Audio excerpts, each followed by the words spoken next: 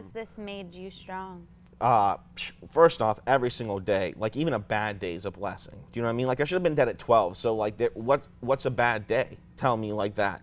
Even if you're upset, even if you're depressed, right? Is it not a miracle to feel an emotion at all? To like, live. yeah, what the heck? I mean, So yeah, just every life day. is, you just view it as such a gift. Yep.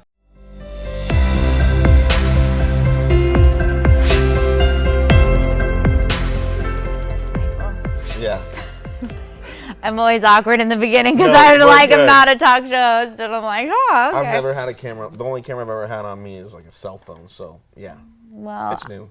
I'm just happy that you came to share your story because, like I said, I'm stepping out in faith in this, and I was scrolling through Facebook and read your testimony, and it was actually something I've never known about you, and I've known you 20 years? Yeah, at least, yeah. At least or more? Yeah.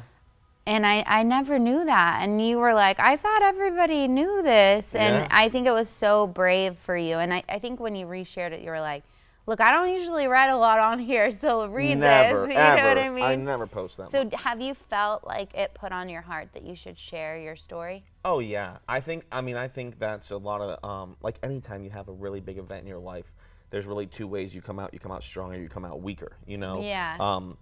And I think it's a little bit genetically, predisposed of what you're gonna do. But I think a lot of it is your decisions you make. So for me, by sharing the story, it makes it a positive, experience rather than if I just kept it inside and swept it under the rug. What good does that do? Right, and it's can help somebody else by you sharing your story. You know what I mean? Because I was talking. Someone came on in. Her name is Margaret, and she actually battled with cancer also, and she said that it was very early on in the early 90s, and she said that she saw somebody else who had survived, and it gave her hope. Yeah. And she remembers that moment of like seeing the person and giving her hope. So I think people hearing your story will give them hope, Yeah. And I think that's really cool of you to come and to share it. Oh with yeah, me. I'm not afraid to talk. So Yeah. All right. I guess that's why I assumed everybody knew, because it was never really a secret for me. Yeah. But I mean, you were a couple years behind me though, I weren't was. you? So and that's I've probably always been in my own little world Yeah. until now. So Yeah. That's probably why. Yeah. So can you walk us through like what it was like finding out and for your family, and what was that like? Well, I mean, it wasn't just like one day it's like, oh, I don't feel good, it's cancer. The way it started was I guess I had a cough. I was a little bit under the weather, and I think the first test said it was bronchitis. So then, that was they put me And how on old were you antibiotics. then? 12. I was Okay. 12, and they put me on some antibiotics, and it didn't go away. So then it was, it's pneumonia. So that we moved through the chain. And finally, it got to the point where I was only able to take a few steps without being out of breath. And for my parents' side, they weren't seeing it because, I'd say, hey, can I go over to my friend's house? And I'd go over, and they think I'm out partying, but really all I could do was sit and play video games. I remember I was at my friend Russell Wiggins' house one time, and during this period, and I went to go out with him to go walk. He had a lot of property, and I made it like 50 yards, and I was out of breath. Yeah. And I guess one day my parents saw me like at the end of the cul-de-sac not make it more than, 20 feet without having to sit down and catch my breath, and they're like, all right, well, we need to take him in. So at that point, I think they just took me to the hospital, and they did an x-ray, and they found, no, I'm sorry, they took me in the hospital, and they did an x-ray and found fluid in my lungs. Okay. And one of my lungs was like 90% filled, and the other one was like 10 or 15% filled. So then they drained my lungs, and then when they drain my lungs, usually they take some time to get some results back, but the doctor, nice enough, pulled my parents aside and said, when we pulled the fluid out, it was red, and it was supposed to be like a clearish brown.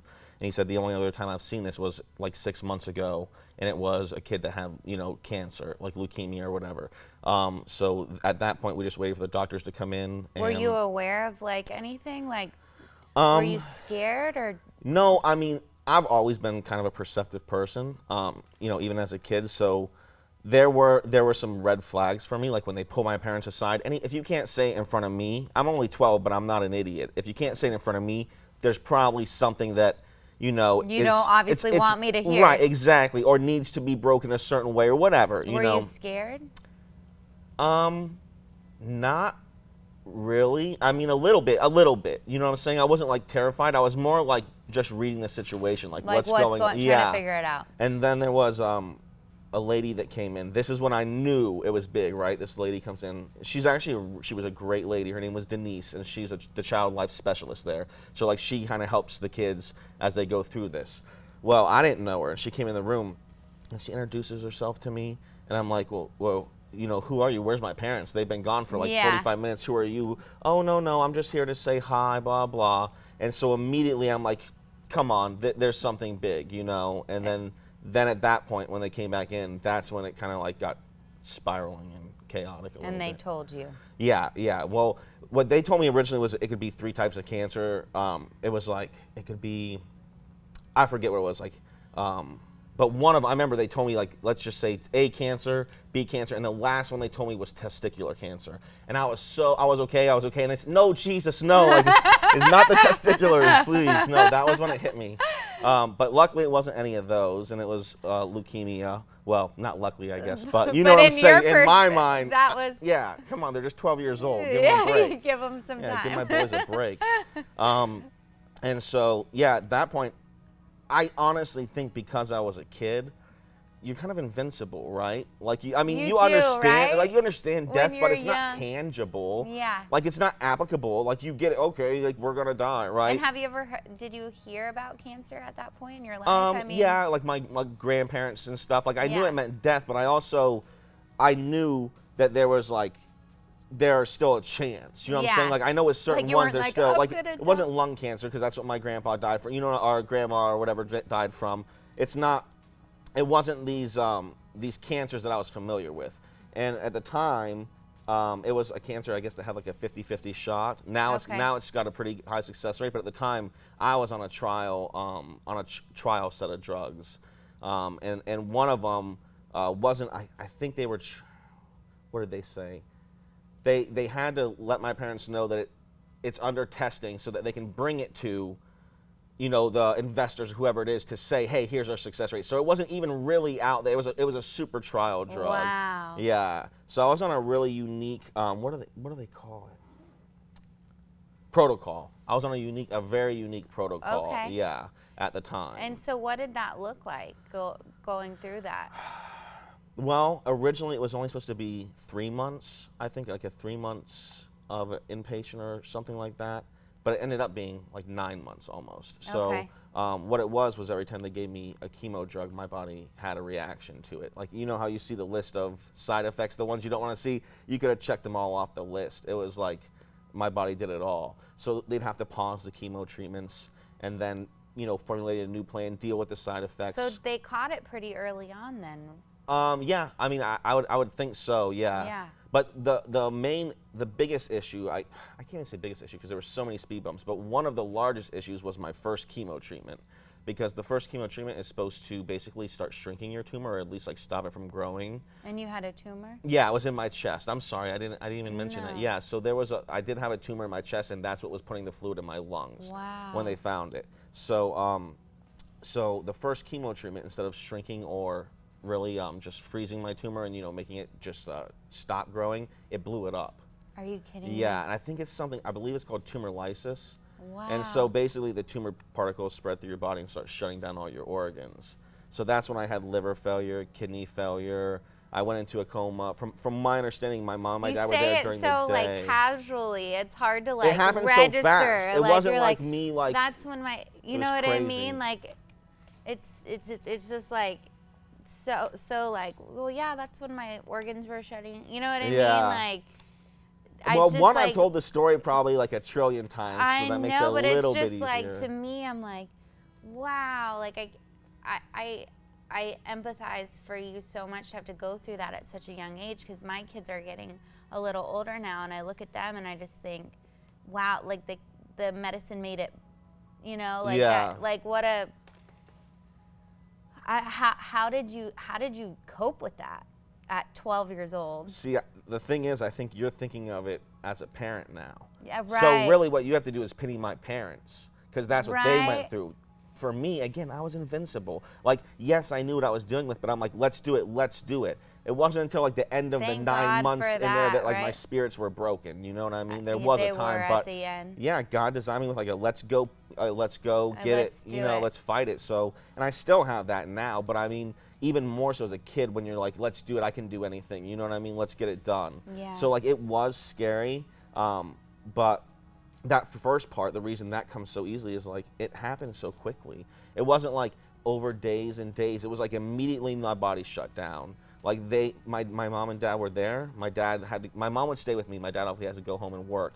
So my dad would go home, and I think my dad had like just made it home. So it's probably 9. What time does the hospital close? At 8 for visitors. So 9 he gets home, you know, and then he gets a call like, hey, you need to come back. We don't know if your kid's gonna make it. So it happened like that. And from my understanding, a team of doctors, like 5 doctors, had to get together and say that without a certain drug, I would die, because it was a very rare drug. And so as soon as they gave me that drug, it kind of started reversing things. So it was that was a pretty good start. Did you guys have, did you grow up in a home that was like faith-filled? Like, were your parents believers? Yeah, we went. I mean, yes, we went. Yeah, definitely believers, and we definitely, you know, were church attenders. But it wasn't a life consumed by it. Do you know what I mean? But it was definitely rooted in it for sure. Do you think that helped at all? Oh, for sure. I mean, one of the greatest contributors to me surviving was definitely, you know, prayer across the country. At that time. Did everyone pray for you? Oh, yeah. Well, when it happened, I was actually in Foundation Academy. Right you right were? Here. Yeah. Wow. Oh, yeah. And the only reason I didn't fall behind a grade is because I had a third grade teacher, Who was your Miss teacher? Mongan. Okay. And she would come and tutor me, because at that point I was in 5th way. grade. She would come to the hospital, and the school was nice enough to say, hey, he doesn't have to do all this, just give me the bare minimum to get by, you know. Wow. And I didn't have to miss a grade. I was in the hospital for 9 months. And I she didn't would miss it. come? Yeah, she was awesome. Wow, yeah. what a godly woman and she was committed. awesome. That's pretty cool. And I mean, how much harder would it have been if I had to then, after doing that, go back, and now I'm a year behind. I'm not even with my friends anymore, and right? So let's talk about the prayer across the country. Tell me more about that. Well, I mean, I had all of the people from the school. They're reaching out to all their, you know, friends and family. To pray. Yeah. For you. Yep. Anybody on my, you know, anyone from my dad's office, family members in North Carolina, family, you know, friends in Oregon. Boy, you are covered. Yeah. Yeah. When they say 2 or more, we're on the more side. Yeah, it was definitely on the more side. Wow, yeah, that's it was pretty incredible. Intense. Yeah. And I mean, it was a constant flow of it. It wasn't like in the beginning you get these messages, or I mean, there wasn't really much internet and cell phones back then. So there's letters. I was getting letters and cards, you know. There's a little boy I follow on Facebook. His name's Malcolm, and he's. I know him. Yeah, he's my friend's nephew. Yeah. I don't know him, but I'm praying for him. He's doing really well from my understanding. He actually just went to Hawaii, it looks like, from Facebook, and played like a golf tournament and everything. Oh, good. Yeah. So I just think it's amazing. I'm in 2 moms in prayer groups, because I realized when I had kids, man, I better get good at praying. Yeah. Yeah. And we pray for other families like that we don't know, and it's really cool to sit and talk to somebody who like had that network praying over them. Oh yeah. You know. Oh and yeah. It really changes everything, I think. Oh yeah. So. Yep. And it's very powerful. You know, there was my mom told me a story one time. I guess when I first got sick, like they just found out, my mom prayed and was like, you know, God, please let everything be okay. Please take care of my baby. And she heard a voice that said everything's going to be okay. And she was like, oh, thank you so much. Thank you so much. And the voice said, no, you know, thank you. And she said, thank you for, you know, saving him and not letting him die. And they said, I didn't say he was going to live, but I said everything's going to be okay. And so that was like really hard on my mom. I mean, going through the whole experience, not knowing, hearing a voice like that. So, I mean, prayer's strong. Obviously, you're getting answers. She thought it was an angel. She didn't think she was like hearing from God, but she did feel there was some sort of angelic feeling to it, if you will. So that's kind of tough if you're looking from the parent's side. If a voice says, hey, I didn't say he's going to live, it's planting even more of a seed of saying like, hey, this could be the end. So. And how did she walk through that? I have no idea. I didn't even find out about it until maybe 8 years ago. You know what I mean? Like, I was an adult by that time, and she doesn't really like to talk about it 'cause it's tough on her to think about, you know? So I don't really know. I mean, I don't know how any of my parents made it through it. Or my brothers. I have 2 brothers. I don't know how they. Are they older or younger? One younger, one older.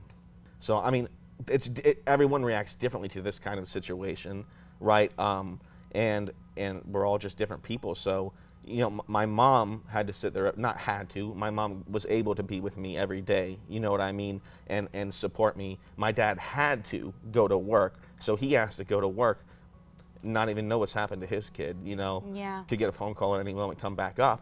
That's tough. My brothers, they don't even know if they're going to see their, you know, brother again. Like, it was just a tough situation all around. You know what I mean? Absolutely. Like, there's no denying it. But I mean, I think we did pretty damn well. What would you say, like, to a family that would be walking through this now? Like, if you could There's a light at the end of the tunnel for sure. Like, there's just hang in there. Hang in there. And not only that, like, one of the things I mentioned on that post is, and I truly believe this, is that, like, we're all kind of like clay. Do you know what I mean? Yeah. In the sense that, like, we're just being molded through life. But then we go through, and just like clay goes into a kiln, right, to get hard, like, we go through fires in life, you know, and sometimes those pieces crack. Sometimes they're weak and they crack and they break and they don't make it. But the ones that do make it, they're strong, they're hard, you know, they've taken true form. How has this made you strong? First off, every single day, like, even a bad day is a blessing. Do you know what I mean? Like, I should have been dead at 12. So, like, what's a bad day? Tell me like that. Even if you're upset, even if you're depressed, right? Is it not a miracle to feel an emotion at all? To like, live. Yeah, what the heck? I mean, so yeah, just every life day. is, you just view it as such a gift. Yep. I mean, I'm to the point where I don't even kill spiders. Do you know what I mean? Like, I'm truly that, you know, that verse, there's a time to kill and a time not to kill. Yeah. Most of the time, there's not to kill. I'll kill if I have to. A mosquito, I do kill. Cockroach, you're dead. Oh, I don't dead. even kill That's a satanic animal. Besides that, mosquitoes, I will slap. Oh, mosquitoes, yeah, especially if you're on my baby. Yeah. You're not gonna mess with. If you're gonna hurt my kid, then I'll pull your legs off and let you watch. Yeah. No. But life is just so precious. It is, absolutely, and every day is a blessing. And on top of that, I mean, if you make it through things like that, and it wasn't just that. Like, I mean, I had bone marrow biopsies monthly. I had spinal taps all the time because that's where they're checking to see if the leukemia cells are back. You know, I had one of the chemo drugs they gave me was a shot in both legs, and it was called L-asparaginase, and I had an allergic reaction and got a blood clot in my brain. So then I had to, like, stop chemo, go on high dose Coumadin. So you've taken a lot of drugs. Oh yeah, that's why I don't even take Tylenol if I can. Like, nothing. I don't do anything. My body's had a lot. So how many? Like, I know you said, like, at 14 you kind of came out of all of this. About 15, yeah. 14, it was about 3 years, yeah. Okay. And so, what was that like, trying to, like, re-enter, like, being 15? Like, you're still invincible. No, not at 15. At 15, it's like, what do you expect? Everyone's jerks. Do you know what I'm saying? Like everyone, yeah. like, you're like, I love life, and then there's, like, this 15-year-old. And it's also like you don't fit their mold of, like, normal, right? Because you have to think, when I came back, my hair was just coming back in, so it was like, and my hair sucked really after it came back. I had, like, a super thick head of hair. When it came back, it was just, like, thin and fine. It just wasn't the greatest hair, right? So it's just coming back. I was just getting off a high dose steroids, high dose prednisone, which makes you retain water. It makes you irritable. Oh, I was like ovulating all the time, basically, whatever. You know what I mean? Like, it was the worst. So I suffered from, like, pneumonia. Like, I was hospitalized several times as a kid, and I have been treated with steroids my whole life. It's the worst. And especially in high school, like, I remember being on high doses of steroids and, like, a teacher saying something to me, and I'm, like, a sweet, nice person. Exactly. But wanting to snap. Yep. Like, it created, like, a little angst and rage. Oh, yeah. You know, That's so like, funny. right? My best friend Brian, he's actually, I think, the only one I hang out with still to this day who's been through all of it with me. Like, really? Yeah. And from when you were not right when I was diagnosed, but shortly after. We met through a missionary friend of ours who's in Africa, but he came back every 3 years. And we met actually because I was giving him a snake. I was like, you know anyone who wants a snake? Snake buster.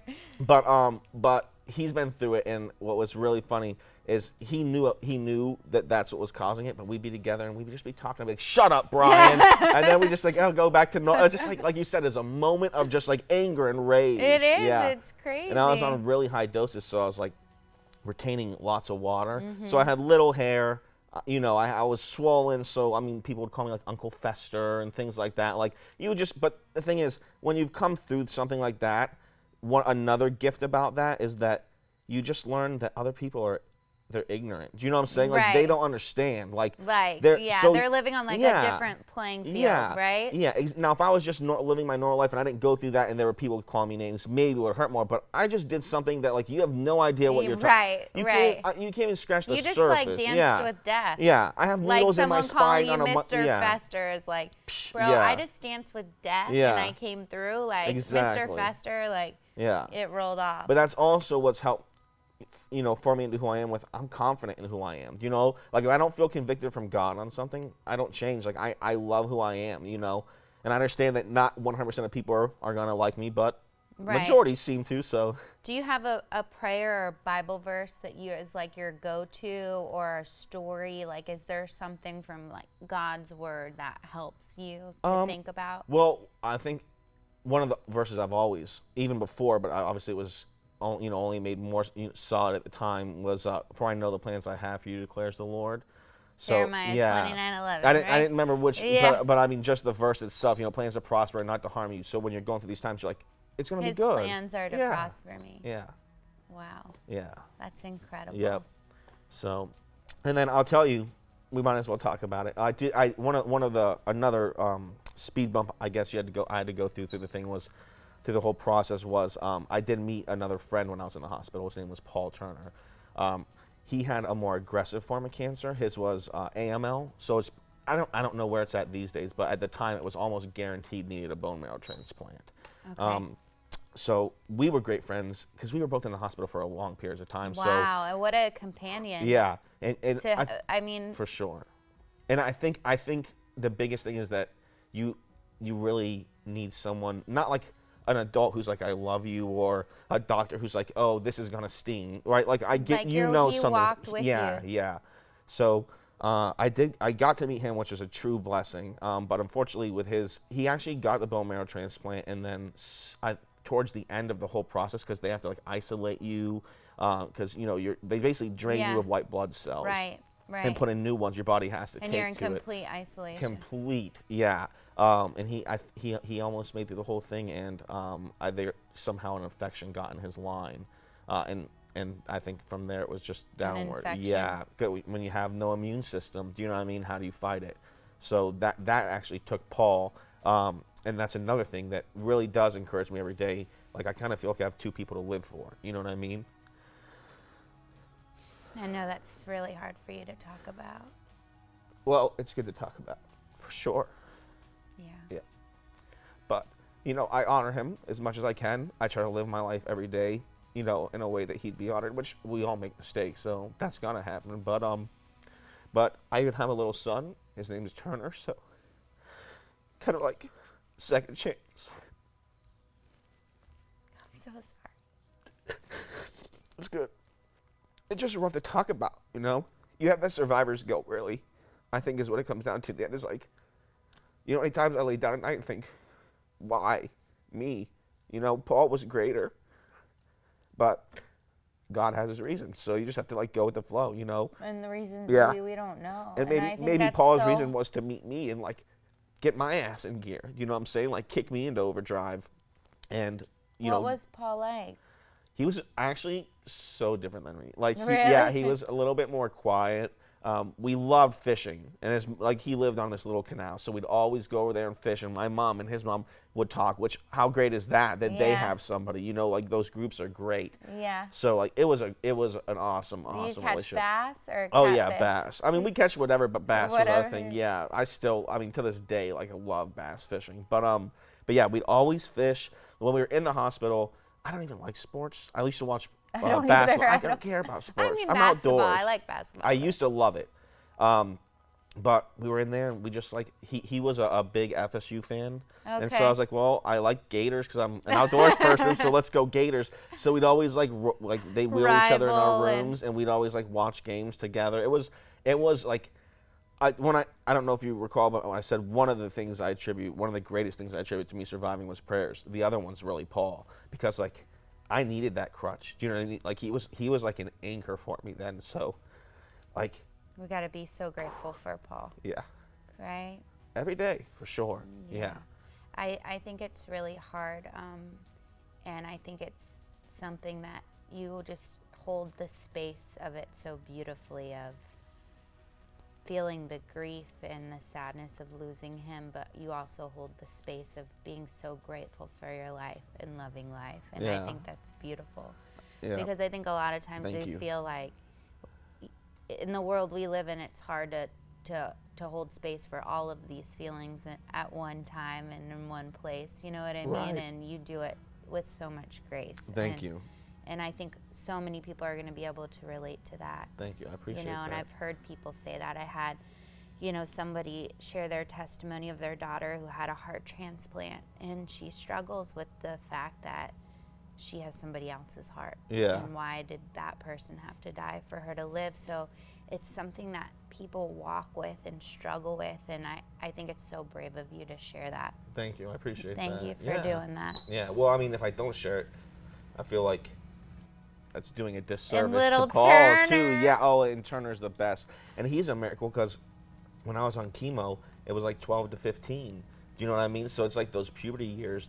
At one point they told me, we don't know if you can have kids, and then they said they could test to see if I was sterile. And I was like, all right, just thinking, that seems like it's going to be a simple test on surface, right? They want to stick a needle in you. You again with the I testicles. said, you know what? We'll figure this down the road, So, like, I went in, I had accepted the fact that I may not even have a kid. Like, I may be shooting blanks, right? I'm shooting 50 cal. I'm afraid to sneeze on my wife at this point. I won't even sneeze on her. Yeah, but he's a little miracle baby. Like, he's the happiest. Like, I was kind of a trouble kid. I was hypersensitive to touch, so if like I was very upset and he went to hold me, I'd get more upset. So I thought karma was going to come back and get me. Turner is perfect. He's the best. Yeah, I almost thought about keeping him from daycare and bringing him in, but he would have been chaos here. Yeah, It's so hard to do that, it's to insane. make those choices, Yeah, because I'm like, I know. I don't want it, like, you to go to school Yeah. and hang out with you, and then I'm like, okay, Yeah. but it's really hard to do both things at one time. Absolutely. But I saw you at the Science Center with him, and Yes. you can tell that you're just such a proud dad Oh. and such a good dad. It's the You have a beautiful best thing that ever family. happened to me. Yeah, for sure. And I did want to tell you one thing earlier when you were talking about how you can like make impacts by like telling your story or whatever. I used to work at Roy's Yeah. for a long time, and there was a family there, and you can tell somebody that's on chemo, right? Like once you've had it, especially like the loss of hair or like just the way they look, and I could tell like their daughter was on chemo or whatever. So I went to the bosses and said, I'm going to take care of their meal. Like we'll just do my discount and I'll take care of it. No way. Yeah, but I didn't want it to be. I wanted it to be like anonymous. Okay. But then I guess they asked the server a few times, and he finally just said me, and I held the door for him at the end. And I just told him, I said, hey, like there's light at the end of the tunnel. You know what I mean? Like I went through it big time, and man, if you wouldn't believe it, like 3 or 4 months later, they sent this beautiful card. Like I'll send you a picture of it. You'll love it. But it just was. Please It was. share that. Yeah, it was just beautiful. It was. If you're gonna put it on here, I won't Yeah. describe it. They can read it, but it's like it's still on my fridge, and it was from like 6 years ago.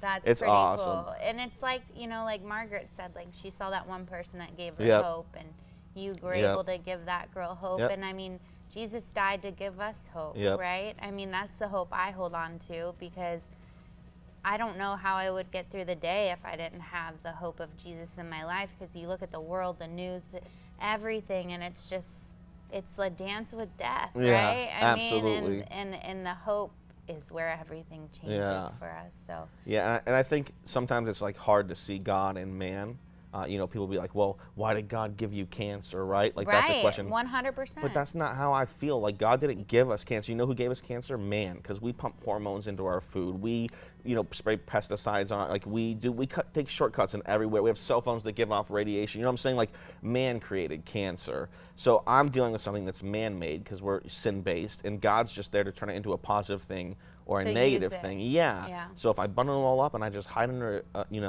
a rock, that's nothing. But if I use it to tell my story, like, I just feel like... It's crazy because, like, it's just, this whole thing is really like a redemption story, right? Like, God's redemption story, your redemption story, Absolutely. my redemption story. And it's crazy that you say that because you look at it and you're like, well, man causes these problems, and it's amazing how God can use man to heal each other, to make these medicines that can, you know what I mean? So it's just a cool way to look at like hold space for all of it. Absolutely. Really. So is there anything else you'd like to share? No, I think that's it. Well, I really appreciate you coming and doing No this, problem. man. We're no like problem. bonded now. Yep, we're good. Oh man, that was awesome. So thank you so much, Yeah, Michael. no problem, you're fine. And thank you so much for sitting with us and hearing Michael's story. Please comment how it's impacted you, and we'll see you next time.